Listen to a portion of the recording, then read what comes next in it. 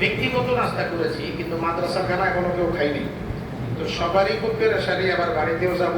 আমি একেবারে অল্প সময় একটু কথা বলবো, আপনারা মেহরবানি করে একটু মনোযোগ দিয়ে শুনবেন। তৈরি আছেন ইনশাআল্লাহ? ভাই আলহামদুলিল্লাহ, আমরা যখন মাদ্রাসার এক একটা সেশন শেষ করি, এইটা রমজানের মতো।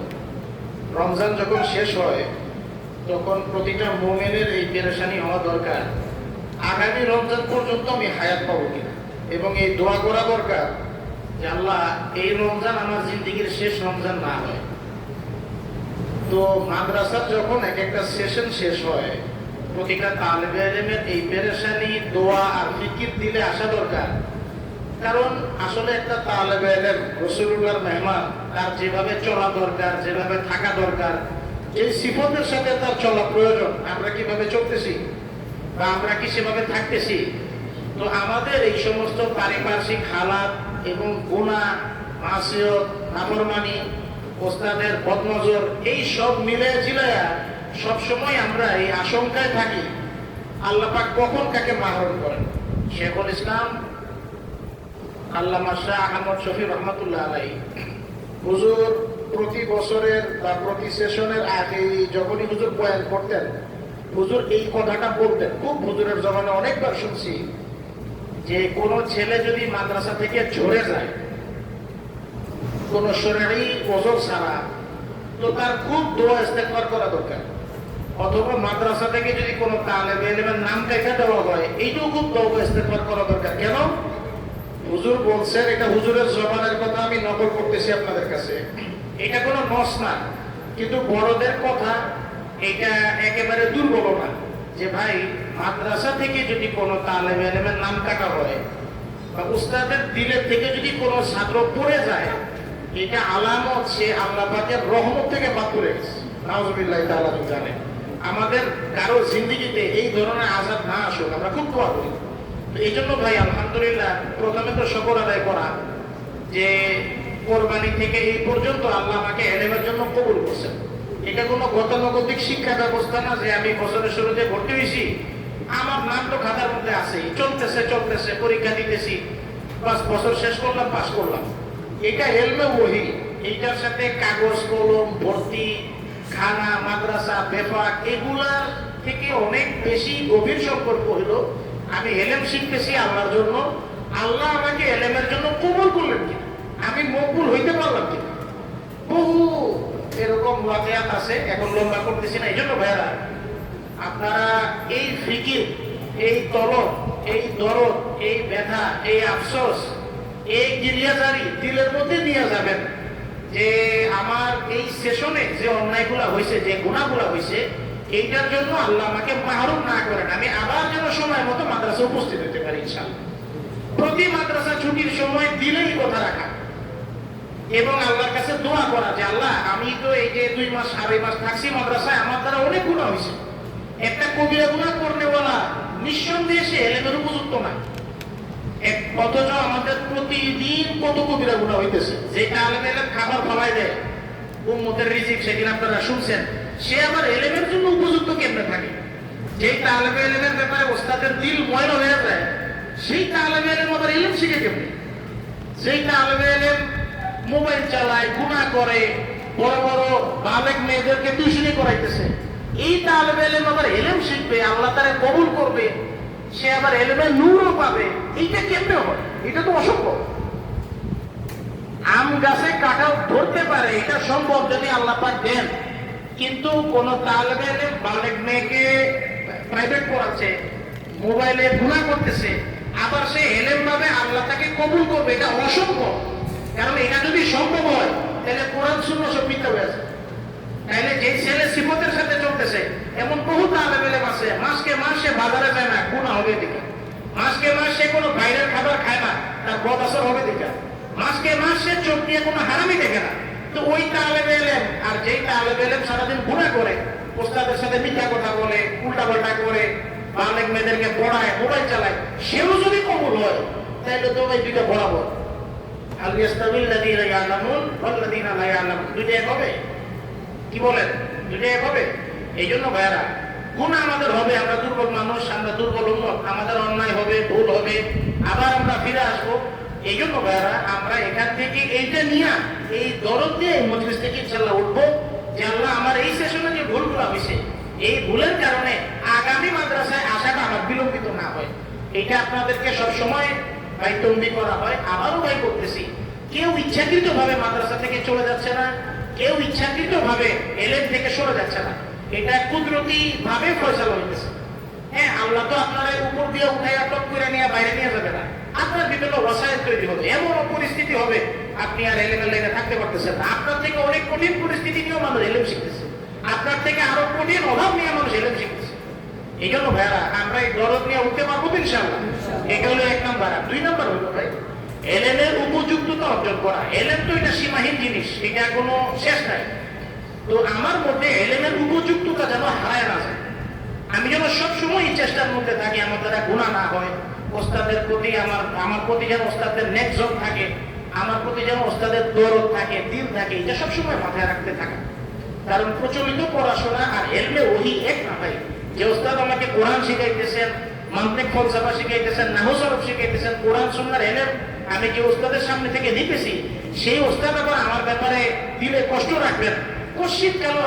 আপনি তো আপনার দ্বারা উন্নতের ফায়দা হয় এটা তো পরের আলোচনা, আপনি নিজেই ভাই ভয়ঙ্কর ক্ষতির মুখে পড়বেন। আল্লাহ পাক আমাদেরকে এই ক্ষতির মধ্যে না ফেলেন।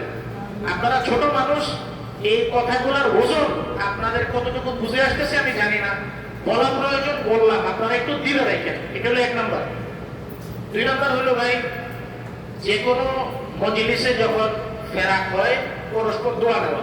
এই জন্য প্রত্যেকটা আলেম ভাইয়েরা ওস্তাদের কাছ থেকে দোয়া এবং মাফ নিয়ে যাবেন। শুধু ওস্তাদ না, নিজের সাথী ভাইয়ের সাথেও হইতে পারে আল্লাহ মাফ করেন একটা তালে গেলেন, যাওয়ার সময় অ্যাক্সিডেন্ট হয়ে মারা গেলেন, আপনার ব্যাপারে আপনার কোনো সাথী ভাইয়ের দিলে কষ্ট আছে, আপনি তারা কখনো কষ্ট দিচ্ছেন, তো কোনো মুসলমানের দিলে কষ্ট রেখে আপনি মারা যাইতেছেন, বিষয়গুলোকে আমরা এইভাবে চিন্তা করি না।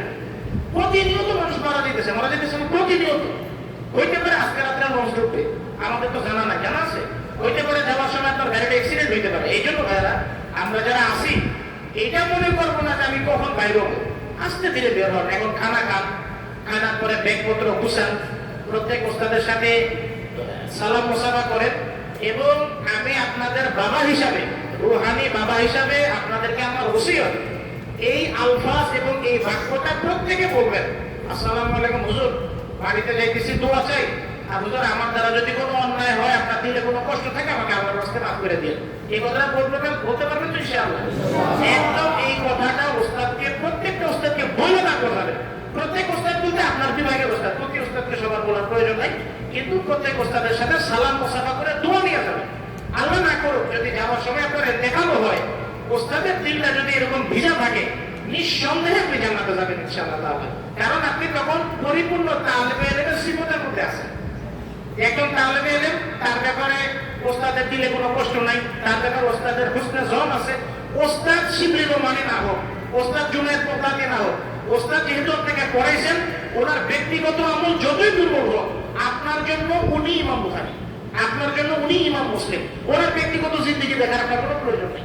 আপনার কি, এটা তো আল্লাহ প্রদত্ত বিষয়। আমি ওস্তাদের কাছ থেকে এলেম শিখছি, খালাস, ওস্তাদের জিন্দেগি আমার দেখারই প্রয়োজন।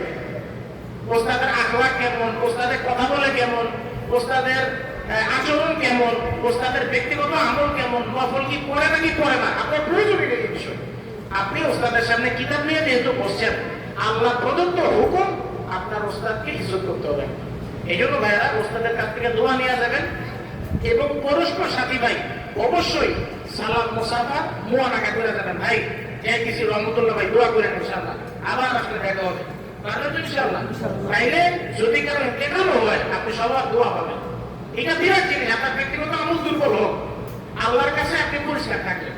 এইটা হইলো 1 নম্বর কথা। 2 নম্বর কথা ভাই, আল্লাহর ওয়াস্তে বাড়িতে যাইয়া 1 ওয়াক্ত নামাজ কাজা করবেন না, এটা পাক্কা নিয়ত করেন ইনশাআল্লাহ। কার কার নিয়ত আছে বাড়িতে 1 ওয়াক্ত নামাজও কাজা করবেন? ঠিক আছে ইনশাআল্লাহ, আপনার মাত্র। আমি আপনাদের কাছ থেকে জামাতের ওয়াদা নিচ্ছি না, জামাতে নামাজ পড়লে সুবিধা হইলো নামাজটা কাজা হয় না। এই আপনি যদি দৌড়ায় নামাজটা জামাতে পড়ে ফেলেন, তাহলে নামাজটা নষ্ট হওয়ার সম্ভাবনা থাকে না। কিন্তু একা একা বাড়িতে পড়তে গেলে কোনো সময় শয়তানে বোঝা দেয়, কোনো সময় কথা এদিক সেদিক কাজা হয়ে যায়। এই জন্য ভাই বাড়িতে আল্লাহর রাস্তায় 1 ওয়াক্ত নামাজও কাজা করবেন না। আপনাদেরকে আমি পড়াশোনা করতে বলি না, কোরআন তো তেলাওয়াত করতে পারি, ঠিক আছে তো ইনশাআল্লাহ? বাড়িতে যাইয়া প্রতিদিন কিছু না কিছু কোরআন তেলাওয়াত করবেন, আপনারা নিয়ত করেন ইনশাআল্লাহ। সবাই নিয়ত করেন ভাই, সবাই নিয়ত করেন, কিছু না কিছু কোরআন ইনশাআল্লাহ তেলাওয়াত করবো ইনশাআল্লাহ ভাই। জি। আর ভাই আরো কথা ছিল দিলে, এখন আর এগুলা বলতেছি না, দেরি হয়ে যাচ্ছে না। আপনারা যে সকাল থেকে না খাই আসেন, আমার দিলে খুব লাগতেছে, আমি দুটো বারবার বলছি, অনেক কথা চাইছিলাম আজকে একটু বলতে, দিলেও খুব ছিল। শেষ আগের একটা কথা বলে শেষ করে দিই, সেটা হলো ভাই মাদ্রাসা খোলার দিন হাজির হওয়া। একটা তালেবে ইলম আল্লাহর দরবারে কবুল হওয়ার জন্য যত রকমের সিফত, এর মধ্যে গুরুত্বপূর্ণ সিফত এইটা যে খোলার দিন উপস্থিত হওয়া। যে ছাত্রটা খোলার দিন উপস্থিত হয় তার ব্যাপারে ওস্তাদের সবসময় একটা নেক নজর থাকে, এটা মনে রাখেন।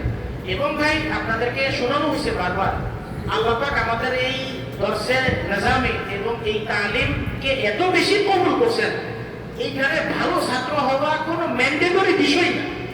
আপনি কি তার বেধরক বুঝেন, এটা কোনো বড় ইস্যু না। আপনি সিফতের সাথে আছেন, গুণামুক্ত ভাবে আছেন, ওস্তাদের নেক নজর আছে, এইখানে আছেন, আপনার দ্বারা উন্মতের বিরাট কাজ হবে ইনশাআল্লাহ। এই জন্য ভাই নিয়মিত মাদ্রাসায় হাজির হওয়া, মাদ্রাসায় সিফতের সাথে থাকা, এগুলো বেশি গুরুত্বপূর্ণ।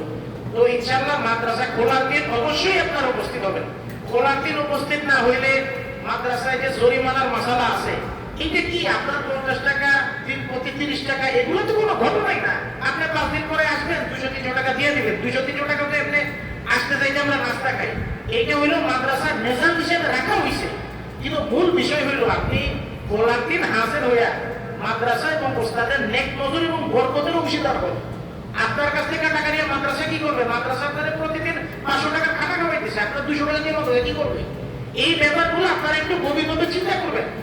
আপনাদের কাছ থেকে ওই যে লাইব্রেরি না মাক্তাবার 20 টাকা, ওই আপনাদের কাছ থেকে এই সাফাইয়ের 10 টাকা 20 টাকা, এগুলো কি আপনি প্রতিদিন মাদ্রাসায় 500 টাকা খানাই দেখতেছেন ফ্রি, মাদ্রাসার পানি খরচ করতেছেন, মাদ্রাসা আপনারা যে একটা লাইফস্টাইল দিছে, এই লাইফস্টাইলটা আপনি নিজের জীবনে যদি মেনটেন করতে চান, মাসে 30,000 টাকা আপনাকে আয় করতে হবে।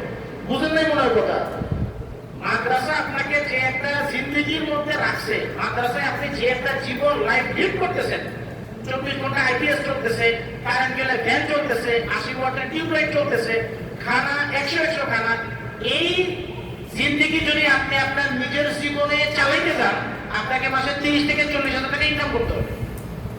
তো মাদ্রাসার ওসিলা এগুলো আমি পাইতেছি, সেখানে আমি শুনি, আমি খুব দুঃখ পাই, কষ্ট পাই না। ওস্তাদের কষ্টটা ছাত্রের জন্য ঘটে, জন্য বললাম দুঃখ পাই। হুজুর 20 টাকা চাঁদা পোলাপেন ঘুরে গেছে, 10 টাকা চাঁদা পোলাপেন ঘুরে গেছে, 50 টাকা চাঁদা পোলাপেন ঘুরে গেছে। এই টাকা দিয়ে মাদ্রাসা কি করবে ভাই? আর ওস্তাদে কি করবে? আপনি যে জিনিস পাচ্ছেন এগুলো তো হাজার হাজার টাকার জিনিস। তো এই জন্য ভাইরা মাদ্রাসা খোলার দিন উপস্থিত হবেন, এইটা হলো বড় ইস্যু।